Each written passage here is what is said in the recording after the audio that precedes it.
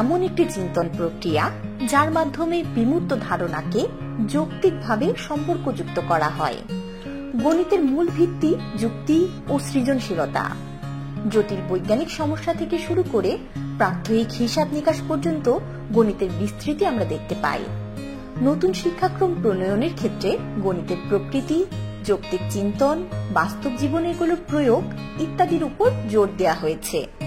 সেজন্য গণিত বিষয়ের ধারণায়নের কেন্দ্রে রাখা হয়েছে গাণিতিক অনুসন্ধান।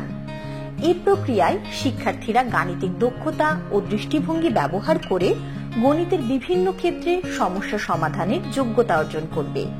এবার চলুন একজন শিক্ষার্থী গাণিতিক অনুসন্ধান করতে গিয়ে যে 4টি ডাইমেনশন বা ক্ষেত্রের ভেতর দিয়ে বিকশিত হবে তা দেখে নেওয়া যাক। সংখ্যা একটি বিমূর্ত ধারণা। সংখ্যার সঙ্গে যখন পরিমাণ যুক্ত হয় তখন সংখ্যা বোধ তৈরি হয়। গণিত শিক্ষার মাধ্যমে শিক্ষার্থীরা গণনা, পরিমাপ, ক্রমিক সংখ্যা, প্যাটার্ন ইত্যাদি উপলব্ধি করবে। বিভিন্ন গাণিতিক পরিবর্তন ও সম্পর্ককে সমীকরণ, গ্রাফ বা প্রতীকের মাধ্যমে প্রকাশ করতে পারবে। দৃশ্যমান জগতে প্রতিনিয়ত বিভিন্ন আকার আকৃতি দেখতে পাওয়া যায়। গণিতের মাধ্যমে শিক্ষার্থীরা আকার আকৃতির জ্যামিতিক ধারণা পাবে। একই সঙ্গে সম্ভাব্যতাও এটার একটি উল্লেখযোগ্য অনুষঙ্গ। উল্লেখিত 4টি ডাইমেনশনের আলোকে অর্জিত গাণিতিক সাক্ষরতা একজন শিক্ষার্থী সমস্যা সমাধানে প্রয়োগ করতে পারছে কিনা এটা খুবই গুরুত্বপূর্ণ। তাহলে এবার চলুন প্রয়োগের 4টি প্রধান ক্ষেত্র দেখে নেওয়া যাক। গণিতের বিভিন্ন ক্ষেত্রে এবং বিজ্ঞান ও প্রযুক্তির বিভিন্ন ক্ষেত্রে গাণিতিক সাক্ষরতার প্রয়োগ প্রয়োজন হয়। দৈনন্দিন জীবনের নানা ক্ষেত্রে মানুষকে প্রতিনিয়ত গণিতের ব্যবহার করতে হয়, যেমন খাবার প্রস্তুত, ক্রয় বিক্রয়, যাতায়াত, প্রতিদিনের কাজের সূচি তৈরি ইত্যাদি। কর্মজগতের অনেক সমস্যা সমাধানে গণিতের ধারণা ব্যবহার করতে হয়, যেমন পরিমাপ, হিসাব নিকাশ, অফিস সময়সূচি, চাকুরি সংক্রান্ত সিদ্ধান্ত গ্রহণ ইত্যাদি। সামাজিক পরিপ্রেক্ষিত, যেমন স্থানীয়, জাতীয় ও আন্তর্জাতিক প্রেক্ষাপটে বিভিন্ন সমস্যা সমাধানে গণিতের জ্ঞান প্রয়োগ করতে হয়।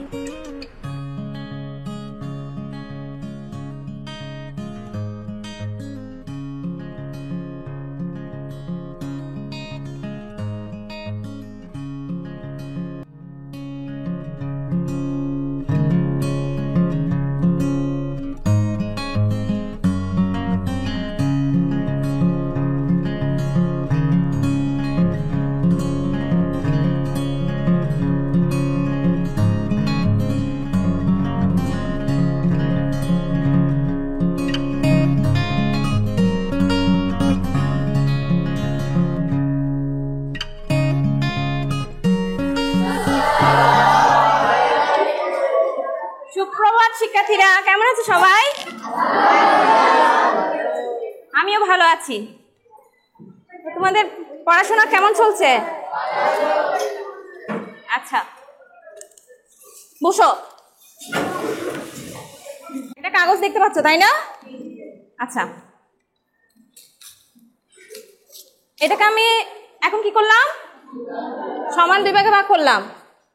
এই অংশটাকে প্রথম সম্পূর্ণ কাগজের কতটুকু অংশ হিসেবে ধরবে? কতটুকু অংশ হিসেবে ধরবে? মনীষা দাঁড়িয়ে বলো তো। 2 ভাগের 1। আচ্ছা, এখন এই অংশটাকে প্রথম কাগজের কতটুকু অংশ? 3 ভাগের 1। আচ্ছা আচ্ছা, তোমাদের ক্লাসের শিক্ষার্থীর সংখ্যা আজকে টোটাল সংখ্যা হচ্ছে, আজকে মোট শিক্ষার্থী হচ্ছে 95 জন, তাই না? আমি প্রথমে যে কাগজটা পেয়েছিলাম ওইটা ছিল 2 ভাগের 1। দ্বিতীয় কাগজ যেটা পেয়েছিলাম সেটা কত ছিল? 3 ভাগের 1 ছিল নাকি? 4 ভাগের 1, রাইট, 4 ভাগের 1। আচ্ছা, আজকে তোমাদের ক্লাসের মোট শিক্ষার্থী হচ্ছে 95 জন। হ্যাঁ, উপস্থিত আছে কয়জন? 76 জন। এই দুইটা সংখ্যাকে আমি যদি তুলনা করতে চাই তাহলে আমার কি করতে হবে? কিসে সাহায্য করতে পারবো? অনুপাতে সাহায্য করতে পারবো। তাহলে আজকে আমাদের পাঠের বিষয় হচ্ছে কি? অনুপাত। দেখো শিক্ষার্থীরা, আমি এখানে যে ভগ্নাংশটা লিখেছিলাম, এই ভগ্নাংশগুলোর লব এবং হরকে যদি পাশাপাশি লিখি তাদেরকেও আমি অনুপাতের মাধ্যমে প্রকাশ করতে পারি। যেমন এটাকে কি লিখতে পারি, 1:4। ঠিক আছে, তাহলে আজকে আমাদের পাঠের বিষয় হচ্ছে অনুপাত। কে বলা হয় পূর্ব রাশি, আর দ্বিতীয় রাশিটাকে বলা হয় উত্তর রাশি। ঠিক আছে, তাহলে এখানে কয়টা রাশি? দুইটা রাশি। যেই অনুপাতে দুইটা রাশি থাকে সেই অনুপাতকে বলা হয় সরল অনুপাত। সরল অনুপাতকে পূর্ব রাশি এবং উত্তর রাশির মানের উপর ভিত্তি করে 3 ভাগে ভাগ করা যায়। ঠিক আছে, এখন এখানে দেখো আজকে তোমাদের মোট শিক্ষার্থী এবং আজকের উপস্থিত শিক্ষার্থীর অনুপাত যেটা নিলাম সেটা কতটুকু হলো? 95 অনুপাত 76। ঠিক আছে, এখন তোমরা তোমাদের বইয়ে দেখো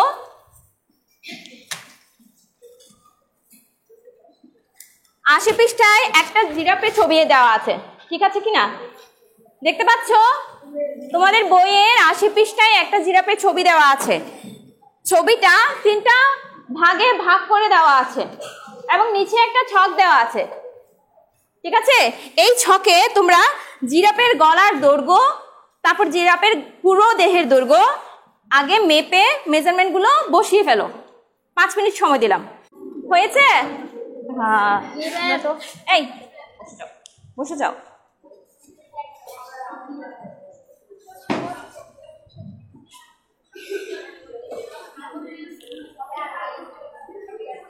ঠিক আছে,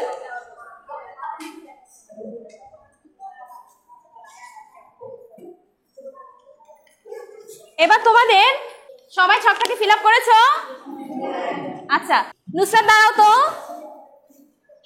তুমি পুরো দেহের দৈর্ঘ্য এবং গলার দৈর্ঘ্যের অনুপাত কতটুকু পেয়েছো? 9:3। আচ্ছা ঠিক আছে,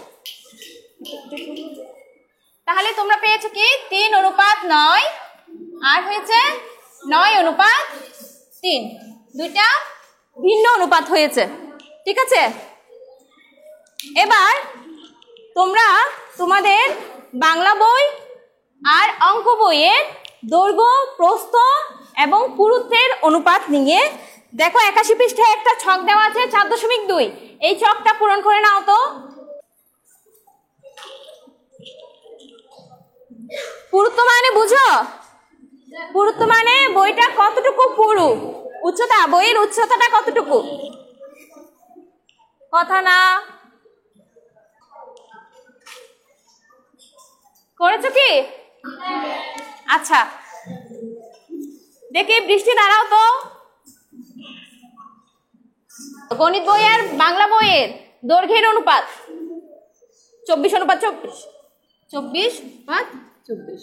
আর প্রস্থের 18:18। আচ্ছা, তোমরা সবাইকে একই রকম অনুপাত পেয়েছো? আচ্ছা ঠিক আছে, বসো। এখানে আমরা যা লিখেছি সবগুলাই সরল অনুপাত। তাহলে দেখো, এটা পূর্ব রাশি, এটা উত্তর রাশি। ঠিক আছে, এটা পূর্ব রাশি, এখানে উত্তর রাশি। এখন এই পূর্ব রাশি ছোট, এখানে উত্তর রাশি কি বড়। আবার এখানে দেখা যাচ্ছে পূর্ব রাশি বড় আর উত্তর রাশি ছোট। পূর্ব রাশি ছোট হলে এবং উত্তর রাশি বড় হলে সেই অনুপাতকে বলা হয় লঘু অনুপাত। আর পূর্ব রাশি বড় আর উত্তর রাশি ছোট হলে সেই অনুপাতকে বলা হয় গুরু অনুপাত।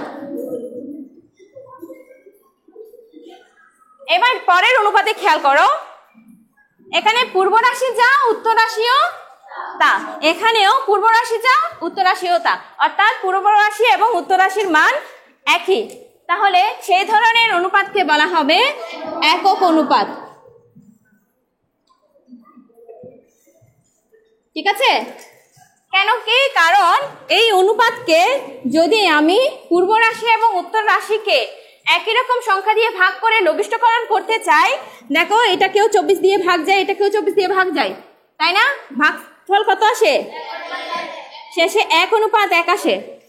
ঠিক আছে, এই জন্যে পূর্ব রাশি এবং উত্তর রাশি যদি একই রকম হয় তাহলে সেই অনুপাতকে বলা হবে কি? একক অনুপাত। 82 পৃষ্ঠায় এই যে তোমরা একটা ছক দেওয়া আছে, ছকটা পূর্বে যে জিরাফের গলার দৈর্ঘ্য এবং সম্পূর্ণ শরীরের দৈর্ঘ্যের অনুপাত নিয়েছিলে সেই অনুপাতের পূর্ব রাশি এবং উত্তর রাশিগুলো বসিয়েই ছকটা ফিল আপ করবে। দেখো, প্রথমে শুধু গলার দৈর্ঘ্য এবং সম্পূর্ণ শরীরের দৈর্ঘ্যের অনুপাত কত ছিল? 3:9। আর সম্পূর্ণ শরীরের দৈর্ঘ্য এবং গলার দৈর্ঘ্যের অনুপাত কেমন আসছে? 9:3। একটা জিনিস খেয়াল করো, এখানে প্রথম অনুপাতের পূর্ব রাশি পরের অনুপাতের উত্তর রাশি একই কিনা? আর এখানে উত্তর রাশি পূর্ব রাশির সমান, অর্থাৎ এই অনুপাতটাকে যদি আমি উল্টিয়ে দিই, উত্তর রাশিকে পূর্ব রাশির জায়গায়, পূর্ব রাশিকে উত্তর রাশির জায়গায় বসালে নতুন একটা অনুপাত পাওয়া যাচ্ছে। ঠিক আছে, এই অনুপাতকে বলা হয় ব্যস্ত অনুপাত। অর্থাৎ কোন অনুপাতের পূর্ব রাশিকে উত্তর রাশি এবং উত্তর রাশিকে পূর্ব রাশি করে নতুন যে অনুপাতটা পাওয়া যায় সেটাকে বলা হয় ব্যস্ত অনুপাত। আমি যেভাবে অনুপাত করেছিলাম, প্রথমে কাগজটাকে কেটে প্রথমে 4 ভাগের 1 করেছি, 2 ভাগের 1 করেছি, ঠিক আছে?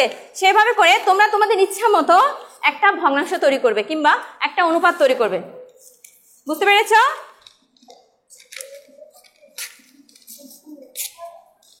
ঠিক আছে, হয় হতে পারে 4 ভাগের 4:3।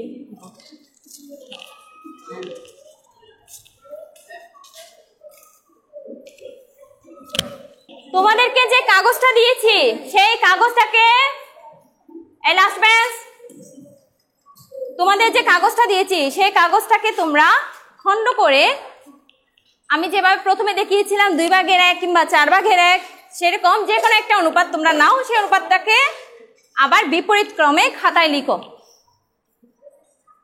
বুঝতে পেরেছ?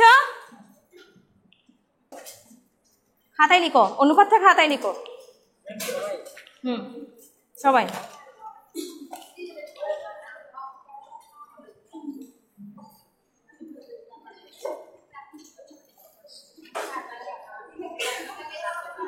লিখো।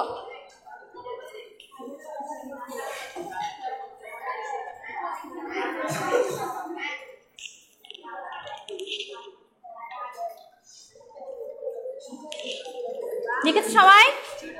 তোমরা যে ভগ্নাংশটা পেয়েছো তার বিপরীত ভগ্নাংশ লিখো। ঠিক আছে, হয়েছে? ভগ্নাংশটাকে অনুপাতে লিখো। প্রথম যে ভগ্নাংশটা ছিল সেটাকে অনুপাতে লিখো, বিপরীত যে ভগ্নাংশটা ছিল সেটাকে অনুপাতে লিখো। কাজ শেষ? তুমি ভগ্নাংশ কত লিখেছো? 4 ভাগের 1। আচ্ছা শোনো, ও একটা ভগ্নাংশ লিখেছে 4 ভাগের 1। ঠিক আছে, ভগ্নাংশ লিখেছে কত? 4 ভাগের 1। এটাকে অনুপাতে কত পেয়েছো? 1:4। আচ্ছা, এই ভগ্নাংশের বিপরীত ভগ্নাংশ কত? 1/4। আচ্ছা, এই অনুপাতের ব্যস্ত অনুপাত কত? 4:1। আচ্ছা ঠিক আছে, এখন একটা জিনিস খেয়াল করো, আমরা প্রথম যে ভগ্নাংশটা নিয়েছিলাম সেই ভগ্নাংশটা ছিল এটা, তার অনুপাত ছিল 1:4। ঠিক আছে, অর্থাৎ লব এবং হরকে পাশাপাশি লিখলে যা হয় আর কি। এরপরে ব্যস্ত অনুপাত নিয়েছি, তার অনুপাত হচ্ছে 4:1। তাহলে একটা জিনিস খেয়াল করো, ভগ্নাংশের বিপরীত ভগ্নাংশ আর অনুপাতের ব্যস্ত অনুপাত একই কিনা? একই কিনা? একই। তাহলে কোনো ভগ্নাংশের বিপরীত ভগ্নাংশ হচ্ছে ওই ভগ্নাংশের অনুপাত নিলে তার সেই অনুপাতের ব্যস্ত অনুপাতই হচ্ছে বিপরীত ভগ্নাংশ। ঠিক আছে, এবার নতুন একটা বই, ইংরেজি বই নাও। ইংরেজি বইয়ের পরিমাপ নিয়ে তোমরা 83 পৃষ্ঠায় যে ছকটা আছে সেই ছকে আগের গণিত বই এবং বাংলা বইয়ের পরিমাপগুলো লিখবে, দৈর্ঘ্য, প্রস্থ এবং পুরুত্বের। তারপরে ইংরেজি বইয়ের যে দৈর্ঘ্য, প্রস্থ এবং পুরুত্ব পাচ্ছ সেটা ছকে লিখবে। ইংরেজি বইয়ের পরিমাপটা লিখো। তাহলে একটু আগে যে গণিত বই এবং বাংলা বইয়ের দৈর্ঘ্য প্রস্থের পরিমাপ নিয়েছো সেই পরিমাপটার সাথে ইংরেজি বইয়ের দৈর্ঘ্য, প্রস্থ এবং পুরুত্বের অনুপাত সংযুক্ত করো।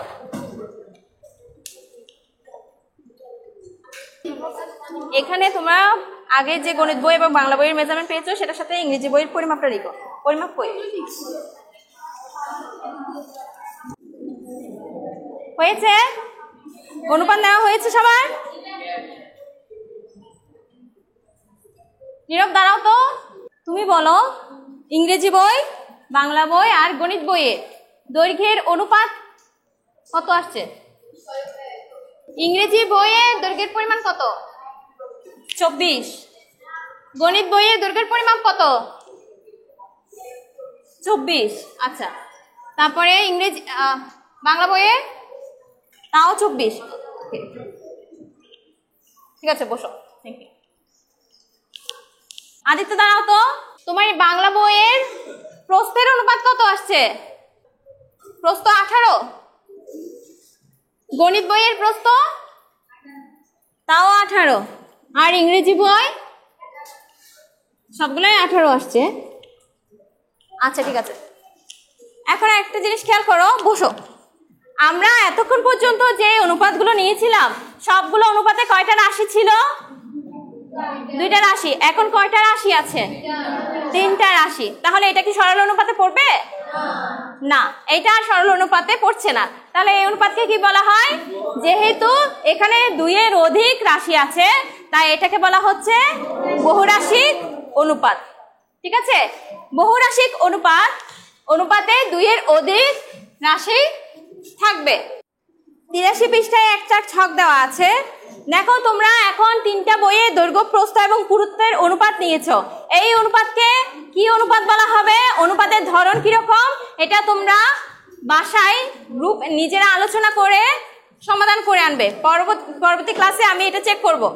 83 পৃষ্ঠায় যে নতুন যে ছকটা দেওয়া আছে, দেখো তৃতীয় শ্রেণীর শিক্ষার্থীদের বয়সের গড় হচ্ছে 8, পঞ্চম শ্রেণীর শিক্ষার্থীদের বয়সের গড় 10, সপ্তম শ্রেণীর শিক্ষার্থীদের বয়সের গড় 12।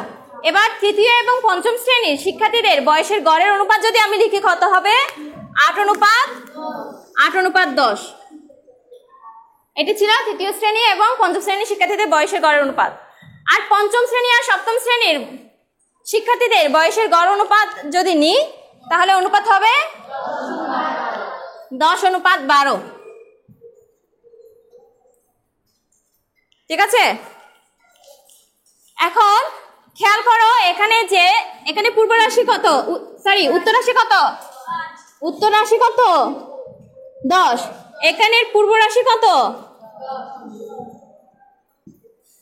10। ঠিক আছে, এখন এই 2টা অনুপাতকে যদি আমি একই সাথে লিখতে চাই, একটা বহুরাশিক অনুপাত হলো না? এই বহুরাশিক অনুপাতে দেখো 2টা সংখ্যায় কি হচ্ছে? মাঝখানে 2টা সংখ্যায় দ্বিতীয় রাশি এবং তৃতীয় রাশি পরপর কি হচ্ছে? একই রকম হচ্ছে কিনা?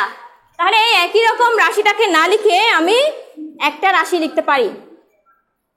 ঠিক আছে, তাহলে এখন কি হলো? একটা বহুরাশিক, 3 পদে একটা বহুরাশিক অনুপাত হলো। এই যে 2টা রাশির, 2টা অনুপাতের উত্তর রাশি এবং পূর্ব রাশি একই হওয়ার কারণে আমি যে নতুন অনুপাতটা পেলাম এটাকে বলা হয় কি অনুপাত? ধারাবাহিক অনুপাত। অর্থাৎ কোনো একটা 2টা রাশির উত্তর রাশি এবং পূর্ব রাশি যদি একই রকম হয় সেই 2টা অনুপাতের সমন্বয়ে নতুন যে বহুরাশিক অনুপাতটা পাওয়া যায় সেটাকে বলা হয় ধারাবাহিক অনুপাত। শিক্ষার্থীরা, এবার তোমরা দেখি তোমাদের নিজেদের খাতায় একটা ধারাবাহিক অনুপাত, একটা বহুরাশিক অনুপাত, একটা লঘু অনুপাত, একটা গুরু অনুপাতের উদাহরণ লিখবে। এককভাবে প্রত্যেকে নিজের খাতায় লঘু, গুরু, একক, বহুরাশিক ধারাবাহিক অনুপাত আর বহুরাশিক অনুপাতের উদাহরণ লিখবে নিজ নিজ খাতায় প্রত্যেকে।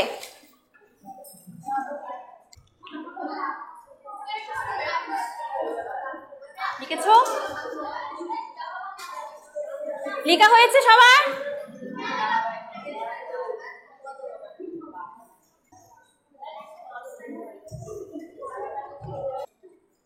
লঘু, গুরু, ধারাবাহিক অনুপাত, হ্যাঁ বহুরাশিক অনুপাত। ঠিক আছে। 83 পৃষ্ঠায় যেটা বলেছিলাম, 83 পৃষ্ঠায় 3টি বইয়ের দৈর্ঘ্য, প্রস্থ এবং পুরুত্বের যে অনুপাত আসবে সেই অনুপাতের ধরন কিরকম সেটা সমাধান করে বলবে। ঠিক আছে, এই দুইটা কাজ হচ্ছে তোমাদের বাসার কাজ, ডায়েরিতে লিখে নাও।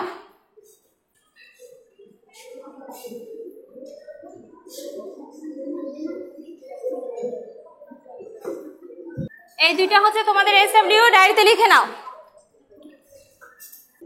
আগামী ক্লাসে তোমাদের এই যে আজকে যে ছকটা দিলাম এটার উপরেই মূল্যায়ন করা হবে, অর্থাৎ অনুপাতের, সরল অনুপাত এবং বহুরাশিক অনুপাতের যতটুকু অংশ পড়ানো হয়েছে এই অংশের উপরেই মূল্যায়ন করা হবে।